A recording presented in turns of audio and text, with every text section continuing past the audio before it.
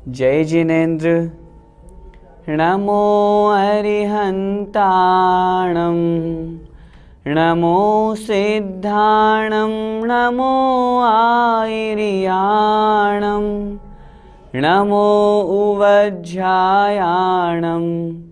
नमो लोये सव्यसाहूणं।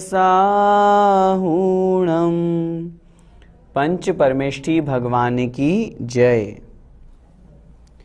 श्रवण संस्कृति स्वाध्याय पाठ्यक्रम में प्रथम वर्ष का जो पाठ्यक्रम है उसमें हम सभी सिद्धांत प्रवेशिका भाग 2 यह पुस्तक पढ़ रहे हैं।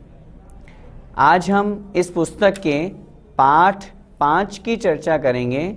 आप सभी निकाल लीजिए पेज नंबर 6, पाठ 5, श्रावक के 6 आवश्यक कर्म।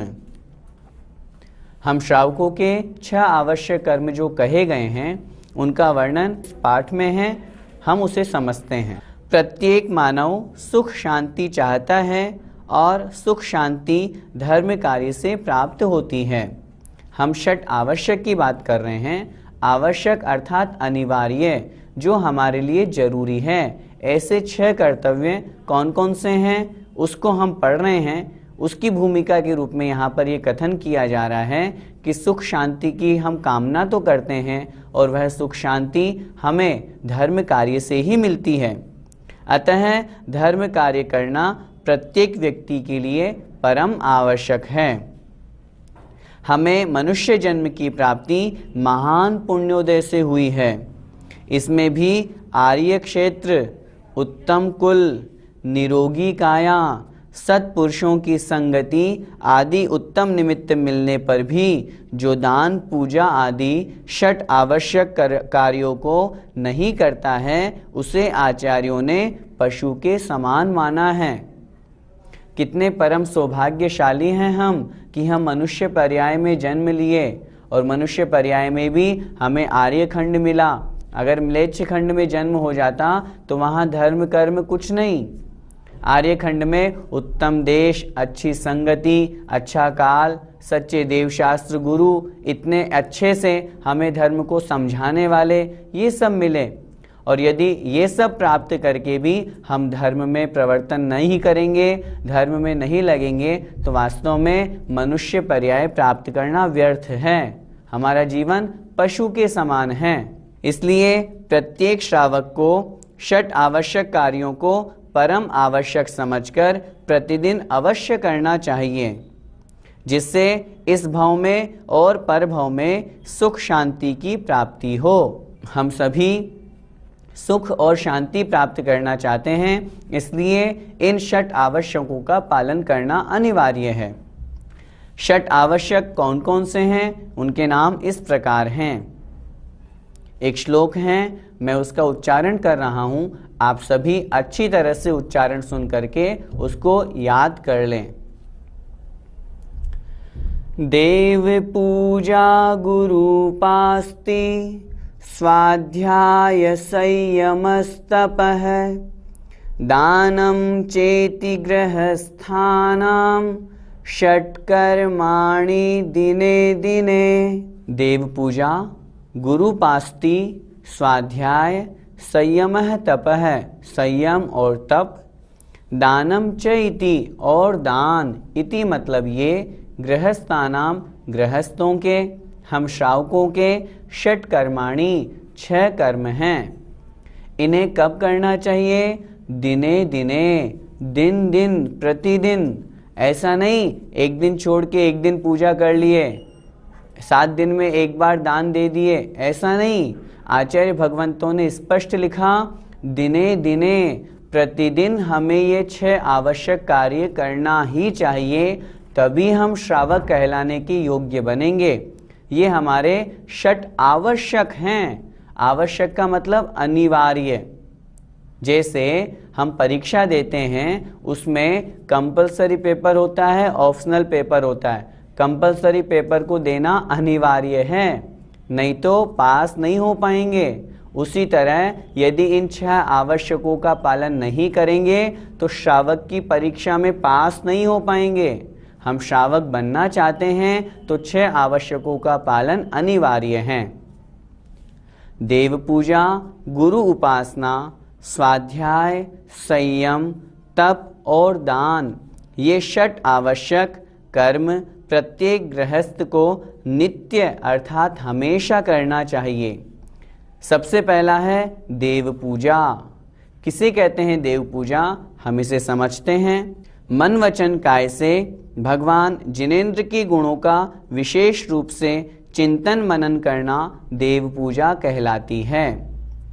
3 योग हमारे कहे गए हैं, मन, वचन और काय। मन से भगवान जिनेंद्र देव के गुणों का स्मरण करना, वचनों से गुणगान करना, स्तुति करना, और काय शरीर के माध्यम से अष्टद्रव्यों से पूजा करना।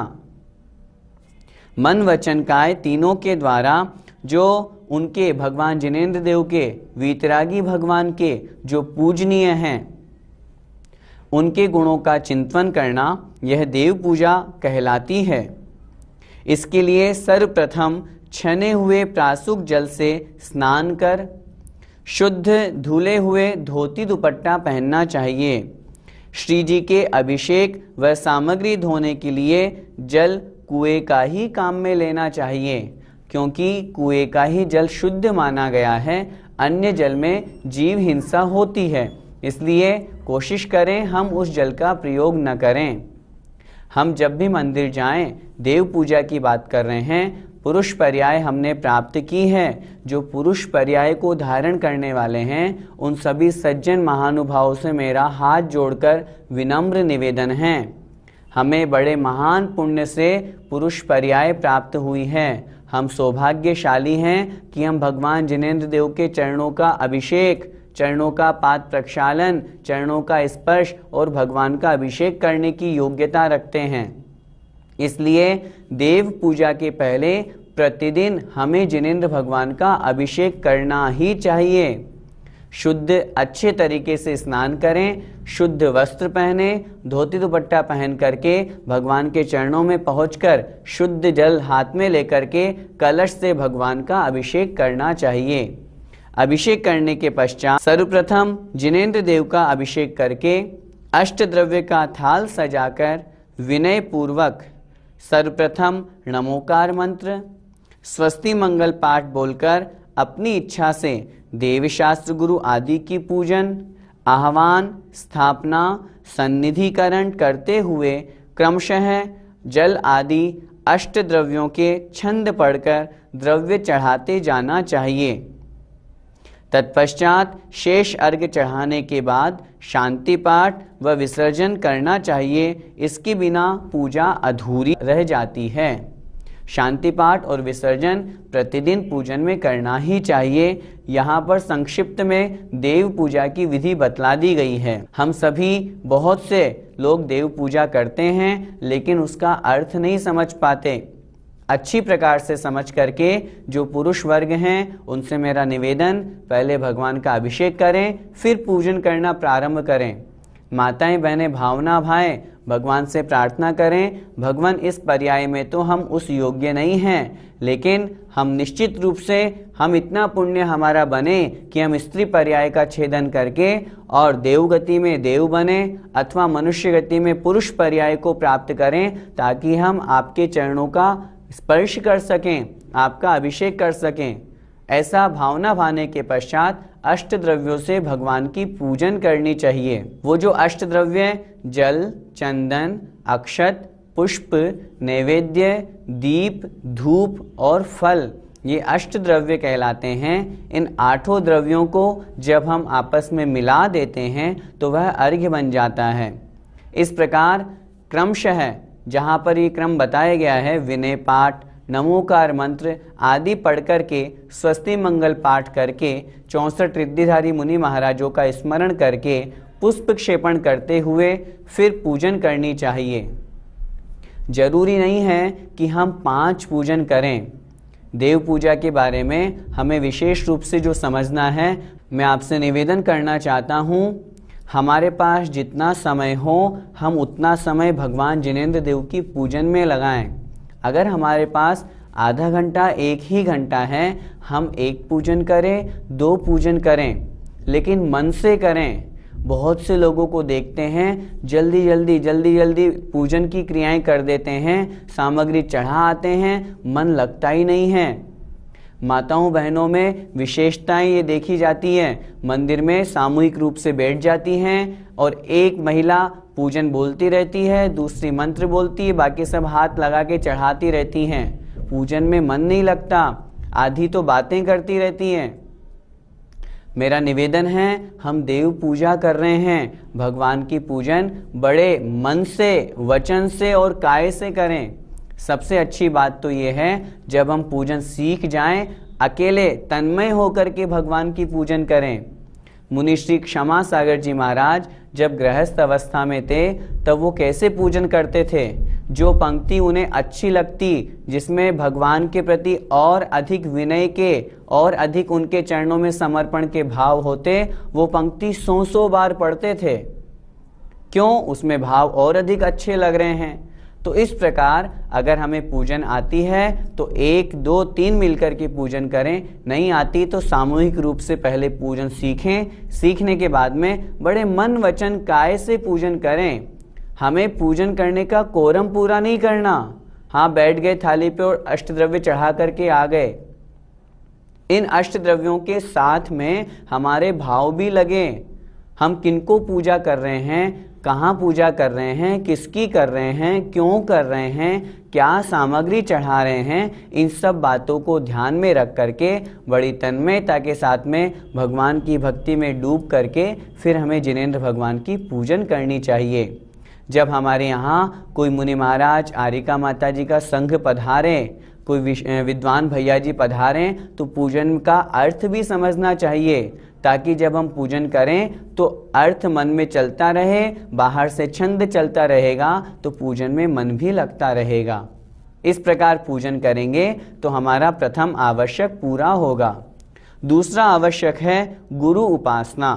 समस्त परिग्रह रहित निर्ग्रंथ दिगंबर मुनि तथा ऐलक, शुल्लक, आरिका आदि व्रती त्यागियों का विनय के साथ उपदेश सुनना, उनकी सेवा शुश्रूषा करना, उनकी आवश्यकता के अनुसार उनको पिछी कमंडलु, शास्त्र आदि उपकरण देना, विधि पूर्वक यथा योग्य नवधा भक्ति से शुद्ध आहार कराना आदि गुरु उपासना कहलाती है।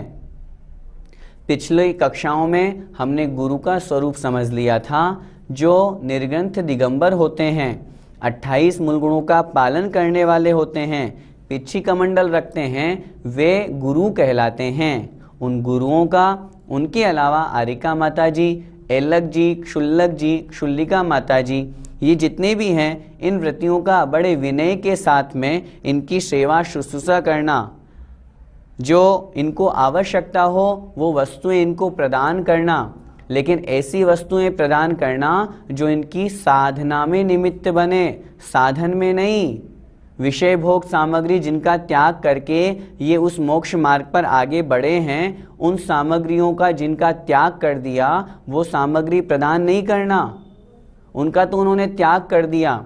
ऐसी सामग्री प्रदान करना जैसे पिच्छी, कमंडलु, शास्त्र, अथवा किन्हीं मुनि महाराज को कुछ ज्ञान के अर्जन के लिए कुछ पेन कॉपी की आवश्यकता है, जिससे वो शास्त्रों का अर्थ लिख सकें, हमें उपदेश दे सकें, तो वो वस्तु उन्हें प्रदान करना ताकि वे अपने संयम की साधना को बढ़ा सकें। अन्य मोबाइल, लैपटॉप, खाने पीने की चीज़ें, ये वस्तुएं कभी भी मुनि महाराज आदि को प्रदान नहीं करनी चाहिए।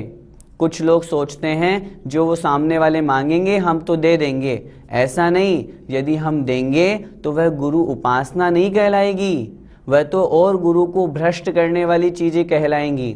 इसलिए हमें अपने विवेक का प्रयोग करते हुए कभी भी गुरुओं को ऐसे साधन, ऐसी चीज़ें नहीं देनी चाहिए जिससे वो पतित बने। गुरु सच्चे हैं, सच्चे गुरु के समक्ष बैठकर उनकी उपासना करें, जो उन्हें आवश्यक लगे वो वस्तु हम उन्हें प्रदान करें, हम उन्हें आहार कराएं, शास्त्र आदि, कमंडल आदि हम उनको भेंट करें, नवधा भक्ति पूर्वक शुद्ध आहार बनाकर उनको आहार कराएंगे, यही गुरु की उपासना है। उपासना का अर्थ वैयावृत्ति करना, उनकी सेवा करना, यह दूसरा आवश्यक हुआ। तीसरा आवश्यक है स्वाध्याय। श्री जिनेंद्र भगवान के द्वारा कहे हुए और गणधरों द्वारा निरूपित तथा आचार्यों द्वारा लिखे हुए ग्रंथों का पढ़ना पढ़ाना, सुनना सुनाना, पूछना बताना, चिंतन मनन करना, चर्चा करना स्वाध्याय कहलाता है। स्वाध्याय स्व अध्याय, स्व अर्थात अपनी आत्मा का अध्ययन करना, यह निश्चय स्वाध्याय कहलाता है। व्यवहार स्वाध्याय की अपेक्षा से जो आचार्य प्रणीत शास्त्र हैं, पूर्वाचार्यों ने गणधर भगवान से निरूपित तत्वों का प्रतिपादन सीखा। गणधर भगवान ने जिनेंद्र भगवान द्वारा उपदेश से ज्ञान प्राप्त किया। परंपरा से चले आ रहे उस ज्ञान को जिन्होंने लिपिबद्ध किया, ऐसे महान आचार्यों के जो शास्त्र हैं, महान आचार्यों की जो किताबें हैं, जो उनके द्वारा समय सार, नियम सार, तत्वार सूत्र, तत्वार श्लोक, वार्तिका अलंकार, रत्नगण श्रावकाचार, ऐसे महान ग्रंथ जिन आचार्यों ने लिखे, उन आचार्य के प्रणीत शास्त्रों को पढ़ना, पढ़ाना, सुनना, सुनाना, बैठ करके सामूहिक चर्चा करना, यदि कुछ समझ में नहीं आए तो वो भी पूछना, यह स्वाध्याय कहलाता है। जो हमने पढ़ा उस पढ़े हुए को बार बार चिंतन करना, यह भी स्वाध्याय कहलाता है। जो हमने पढ़ा उसका पाठ करना, बैठ गए और तत्वार सूत्र का पाठ कर रहे हैं, रत्नगंडक शावकाचार्य जी का पाठ कर रहे हैं, यह भी स्वाध्याय कहलाता है। तीसरा आवश्यक स्वाध्याय है। स्वाध्याय आवश्यक को हमने समझा। मैं सभी लोगों से निवेदन करना चाहता हूँ, जिन्होंने इस स्वाध्याय पाठ्यक्रम में भाग लिया है, वे तो सौभाग्यशाली हैं ही। उन्होंने तो संकल्प बना ही लिया कि हमें प्रतिदिन स्वाध्याय करना ही है। लेकिन जिन्होंने स्वाध्याय पाठ्यक्रम में भाग नहीं लिया, वे लोग भी इससे जुड़ें और प्रतिदिन स्वाध्याय करें। हमारे जीवन में स्वाध्याय की कमी होती जा रही है, ज्ञान की कमी होती जा रही है, इसीलिए हम नहीं समझ पाते क्या सही है और क्या गलत है, और इसी भूल में हम भटकते जाते हैं। इसलिए हम स्वयं स्वाध्याय करेंगे तो हमें ज्ञान प्राप्त होगा। स्वाध्याय की अभिरुचि हमें जागृत करना चाहिए, क्योंकि एक बहुत सुंदर सी पंक्ति है, ज्ञान समान न आन जगत में सुख को कारण। ज्ञान के समान इस संसार में अन्य और कोई सुख का कारण नहीं है। निश्चित रूप से जब हम अध्ययन करते हैं, स्वाध्याय करते हैं, तो हमें वास्तविकता का परिचय होता है और तब हमें लगता है कि हाँ, ये हम जो करते थे वो गलत हैं। तुरंत मन कहेगा इसका त्याग कर देना चाहिए, और उस हेय का, छोड़ने योग्य का जब त्याग किया जाता है, तब सुख और आनंद की अनुभूति होती है। इसलिए स्वाध्याय की परंपरा को अपने जीवन में स्वीकार करना चाहिए। चौथा आवश्यक है संयम। अपने मन और इंद्रियों को नियंत्रण में रखना संयम कहलाता है।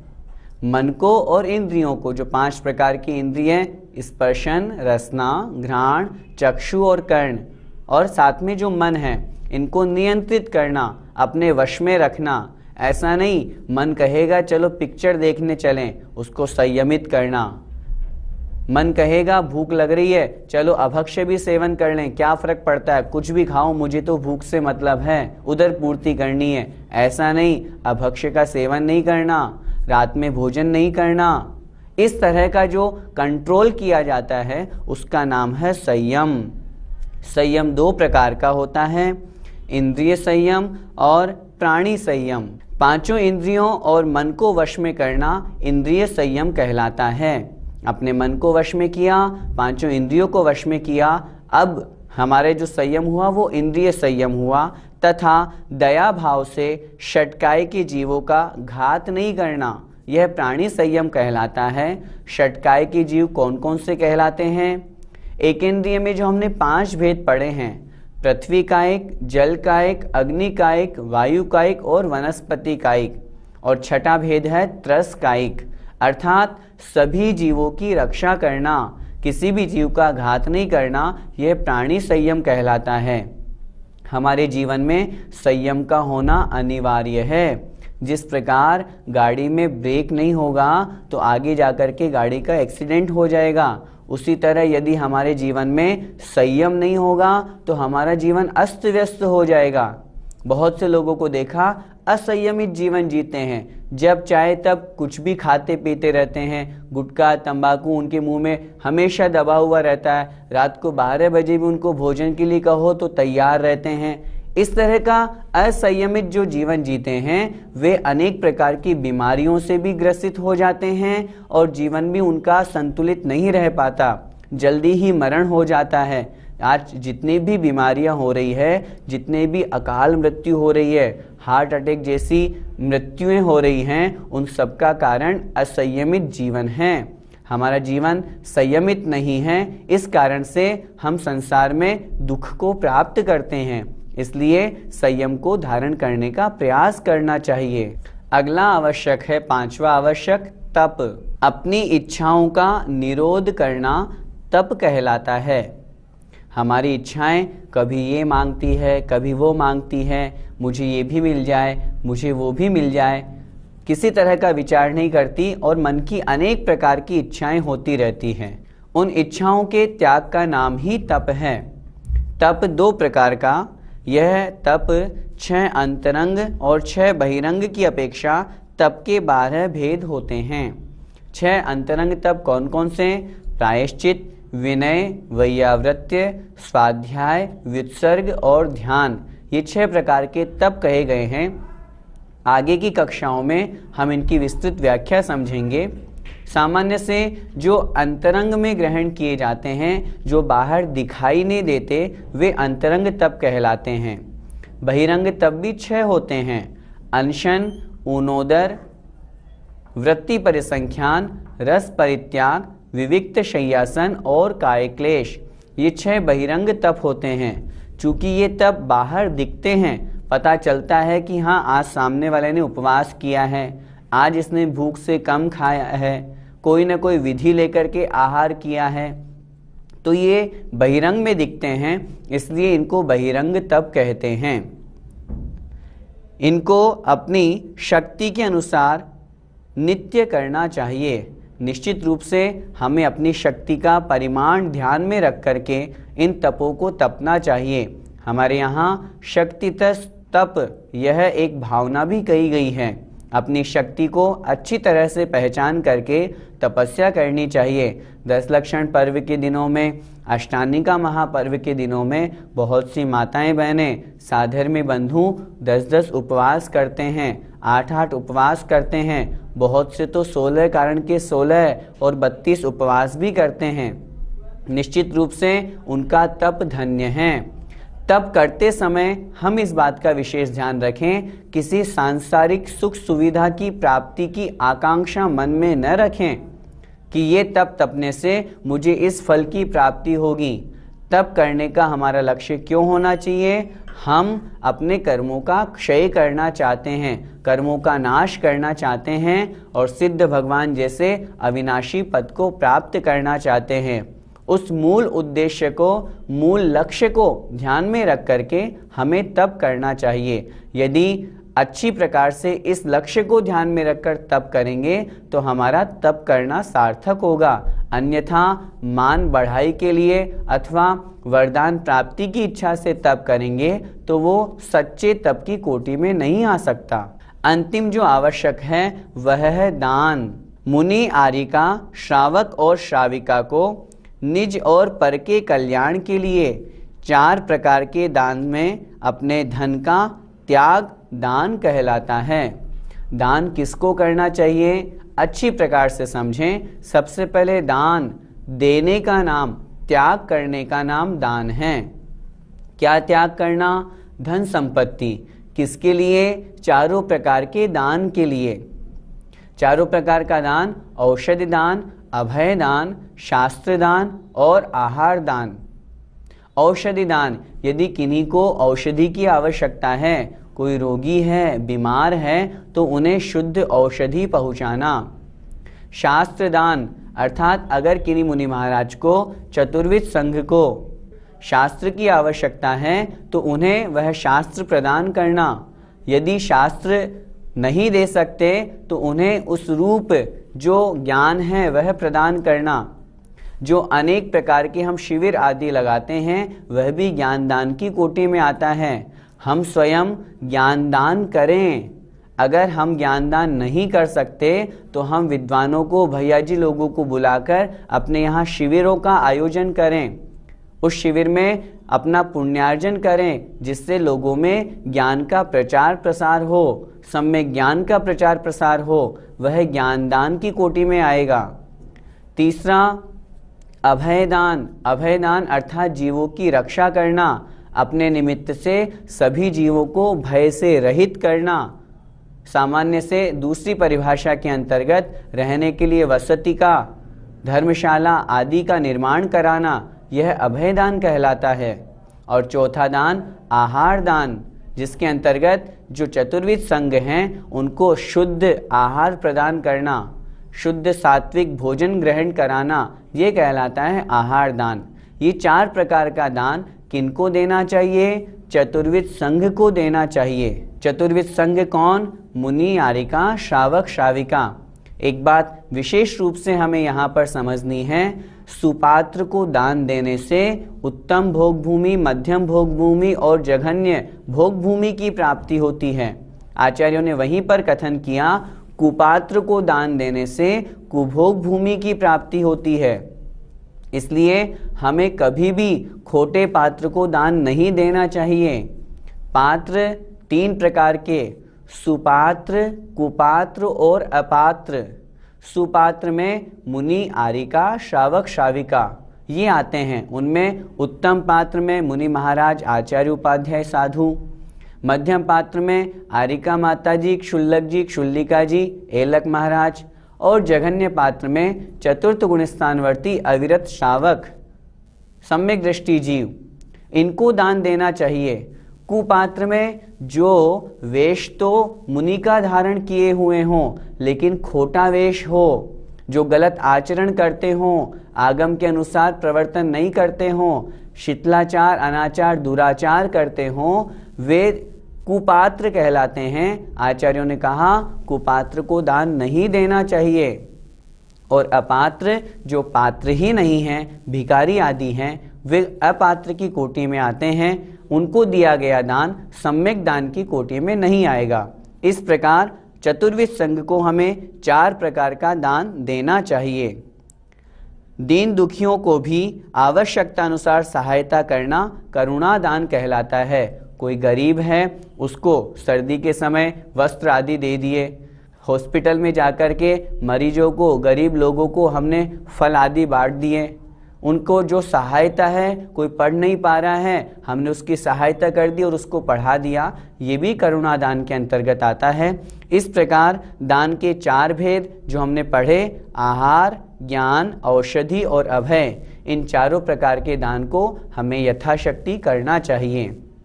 हम सभी श्रावक हैं। श्रावक के हमने ये 6 आवश्यक पढ़े। इन 6 आवश्यकों का पालन हमें प्रतिदिन करना चाहिए, तब हम श्रावक कहलाने योग्य रहेंगे।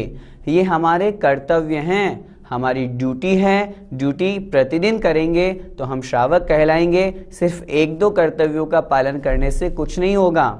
सभी लोग जो सुन रहे हैं उनसे मेरा विनम्र निवेदन है, आप सभी प्रतिदिन भगवान की पूजन करें, प्रतिदिन स्वाध्याय करें। हमारे नगर में गुरु महाराज हों, आरिका माता जी हों, उनको आहार दें, उनकी वैयावृत्ति करें, अपने जीवन को संयमित बनाएं, छोटे छोटे तप को धारण करें और आवश्यकता अनुसार, शक्ति के अनुसार सामने वाले को सही पात्र को दान दें। जब हम ऐसा करेंगे तो निश्चित रूप से हमारे जीवन में श्रावक के 6 आवश्यक कर्तव्यों का पालन होगा। जब इन कर्तव्यों का पालन होगा तो हम धीरे धीरे इसी तरह धर्म मार्ग पर आगे बढ़ते जाएंगे और एक दिन मुनि पद को धारण करके मोक्ष पद को प्राप्त करेंगे। इसी मंगलमय भावना से जय जिनेंद्र।